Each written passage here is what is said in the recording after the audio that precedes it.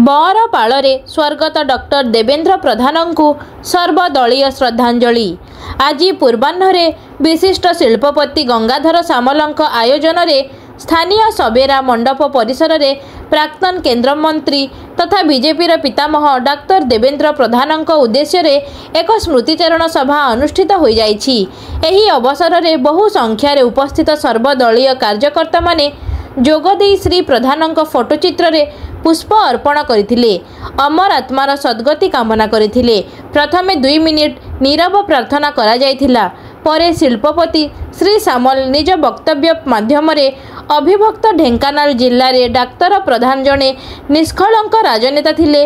मंडल सभापति रु किपरि राष्ट्रीय संगठन को जाई समाज पई डाक्तर देवेंद्र प्रधान विकासमूलक अनेक कार्यक्रम समस्तंकर किभली प्रिय भाजन होई पारिथिला से दिगरे मने पकाइथिले।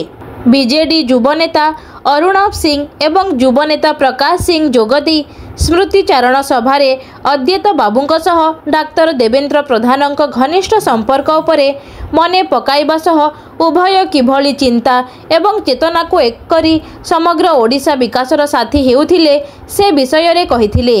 मनरे गर्व एवं अहंकार नथिबा कहिथिले। मंचासीन अतिथि तथा खड़क प्रसाद सरपंच पुष्पा दास, मोटंगा गाँर नेता रवि नारायण साहू, बुढ़ापंग पूर्वतन सरपंच उत्सव देहुरी, युवनेता अशोक धीर, महेश्वर बेहेरा, प्रकाश सिंह प्रमुख सभारे स्मृतिचारण करथिले। विभिन्न इलाकारु विभिन्न दलर शताधिक कर्मी, नेता, बुद्धिजीवी, सचेतन नागरिक, व्यवसायी, सांबादिक आदि जोगदे सभा कार्य को सफल करथिले। शेषरे सांबादिक संतोष कुमार मिश्र स्मृतिचारण करने सह शांति पाठ मंत्र पठन करथिले।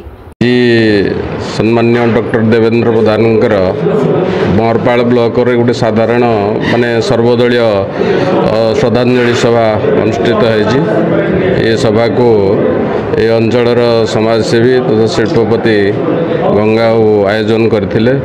तांको ये अंचलवासी तरफ धन्यवाद अर्पण करूँ। और डॉक्टर देवेंद्र प्रधान आज जो भारतीय जनता पार्टी ओडिशार जड़े विश्वकर्मा, आज जदि ओडिशार सरकार हेते तांकर अतुलनीय अवदान आज से आज ओडिशा रे भारतीय जनता पार्टी सरकार करिवारे तांकर अग्रणी भूमिका रही। आउ सबुदिन आम भारतीय जनता पार्टी मौसार शब्द हजिगला। से मो व्यक्तिगत हिसाब से दुख प्रकाश करुच्ची। आगामी दिन में तांकर जो छाड़ी जाइथिबा शून्यता को आमर युवपीढ़ी यदि पूरण करी से भली जड़े भल मनीष हो पारे तांकर प्रति एटा श्रेष्ठ श्रद्धांजलि हब। पूर्वतन केन्द्रमंत्री, भारतीय जनता पार्टी 3 थरर राज्य सभापति तथा आम अभिभक्त ढेंकानाल जिला तथा ओडिशार जड़े दक्ष राजनेता तथा राष्ट्रवादी नेता कहले अत्युक्ति होब ना एवं भारतीय जनता पार्टी भीष्म पितामह कहले भी अत्युक्ति होब नहीं। डॉक्टर देवेंद्र प्रधान को गत 17 मार्च 2025 तारीख में वियोग घटी एवं तांकरी स्मृतिचारण उद्देश्य रे आजिर एई बरपाल सबेरा मंडप ठारे विशिष्ट शिल्पपति समाजसेवी तथा मोर पूज्य श्रीजुक्त गंगाधर सामलकर नेतृत्व में सर्वदलीय श्रद्धांजलि सभा अनुष्ठित होता, जो थी कि आम बरपाल अंचल तथा पाख ओडापड़ा ब्लॉक विभिन्न पंचायतर सरपंच समिति सभ्य समस्त जोग देइथिले। निश्चित भाव में तांकर से जड़े अमायिक व्यक्तित्व, जड़े मिष्ठभाषी एवं सदा सर्वदा लोकों कार्य करने, निजर दल पर कार्य करने एवं अनुकूल विकास को भली भाव घटब से समय जिनस सबू तांकर चिंता एवं चेतना रे सदा सर्वदा रही।